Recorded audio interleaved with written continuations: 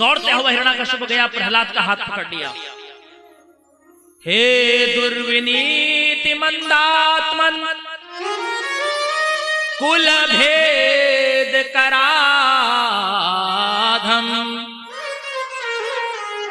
स्तब्धम मच्छासनोद्भूतम निस्ये त्वाद्ययमक्षयम्। अरे दुर्विनीत, अरे मंदात्मा प्रहलाद, मैंने तुम्हें बार बार समझाने का प्रयास किया लेकिन तुमने मेरी एक बात भी नहीं सुनी। आज तुमको यमराज के पास जाने से कोई नहीं रोक सकता। किसने तुमसे कहा कि नारायण का नाम लो हमारे इस प्रांगण में? तुम्हें मेरी परवाह नहीं, तुमको किसी का डर नहीं, किसी का भय नहीं। अपने पुत्र को आज समझाते हैं, मारते हैं, पीटते हैं। मेरे शत्रु का कीर्तन करते हो। अरे मेरा शत्रु है तो तुम्हारा भी शत्रु वो है। तुम्हारे भाइयों का हत्यारा है वो इंद्र, मेरे भाई का हत्यारा है वो विष्णु,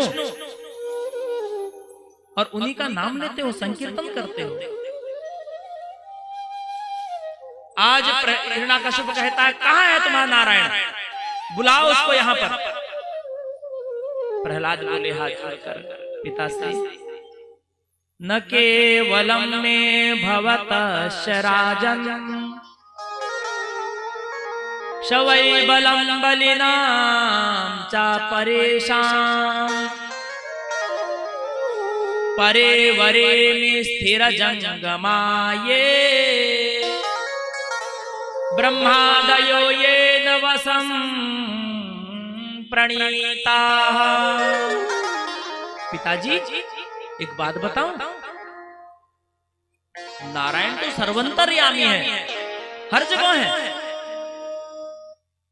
केवल मेरा मालिक एक ही ऐसा है जो सभी जगह विद्यमान है।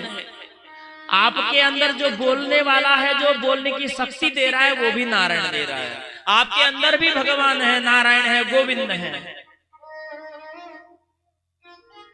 जो आपके अंदर बोलने की शक्ति आ रही है वो भी भगवान के कारण ही आ रही है।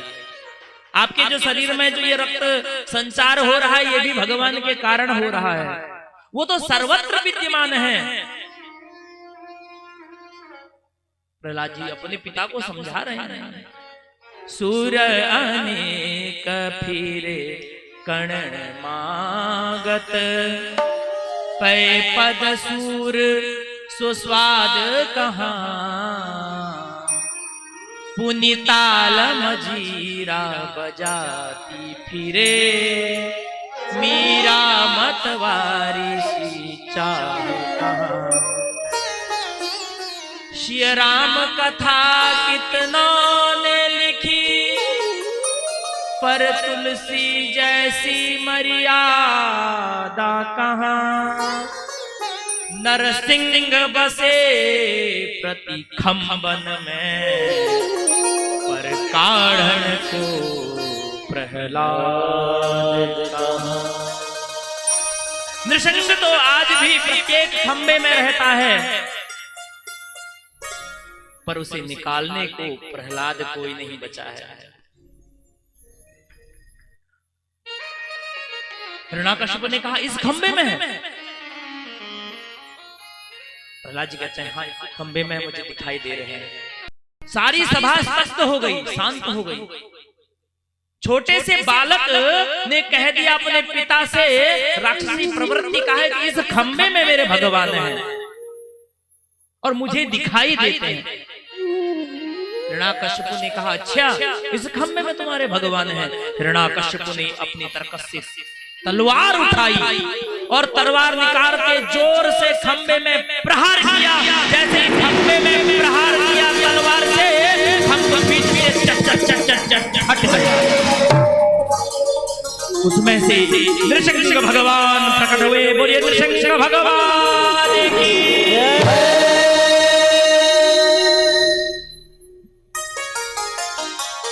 इतनी जोर से शब्द हुआ, उसमें से एक अद्भुत भगवान, एक अद्भुत शक्ति पुंज निकला और उसमें निकले भगवान नृसिंह हुंकार भरते हैं। बड़ी बड़ी दाढ़ी है, बड़े बड़े मूंछ हैं, बड़े बड़े दांत निकाल कर हुंकार भरते हैं भगवान नृसिंह।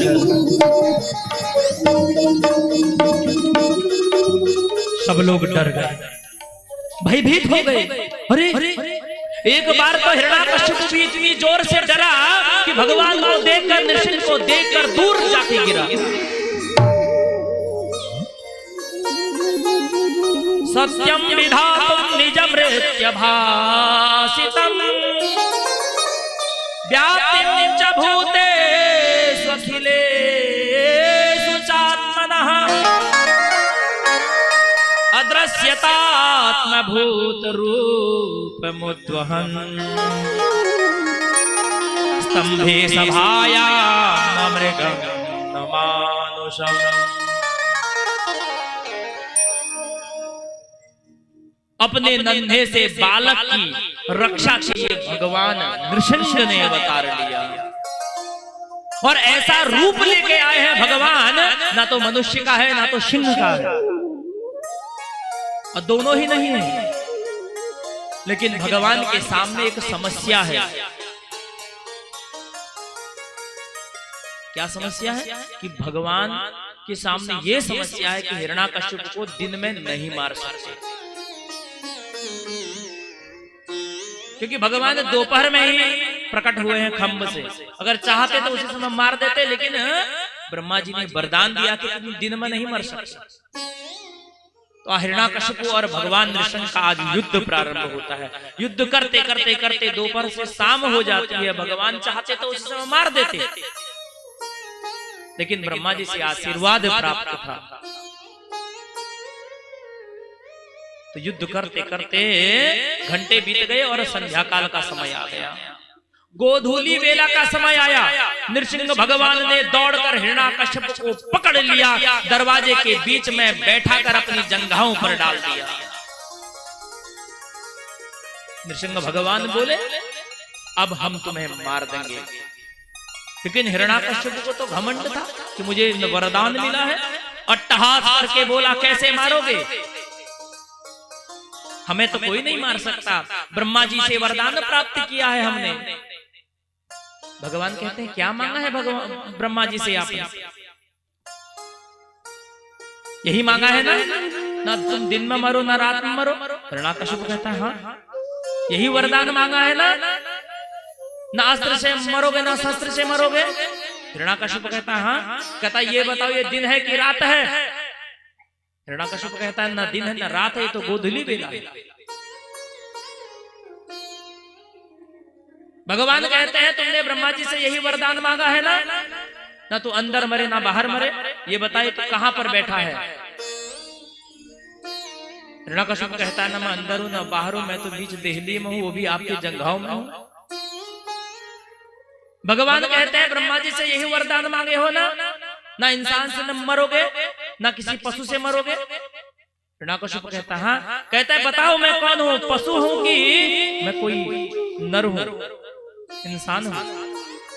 हिरण्याकश्यप कहता है, हे प्रभु, आप तो ना नर है ना कोई पशु है। हे हिरण्याकश्यप, तुमने वरदान क्या मांगा है? यही मांगा है ना अस्त्र से मरोगे ना शस्त्र से मरोगे। ये बताओ, मेरे नाखून अस्त्र है या शस्त्र है? आज हिरण्याकश्यप को ने सोचा कि अब तो मेरे पास कोई वरदान बचा ही नहीं है, अब तो मैं मारा ही जाऊंगा।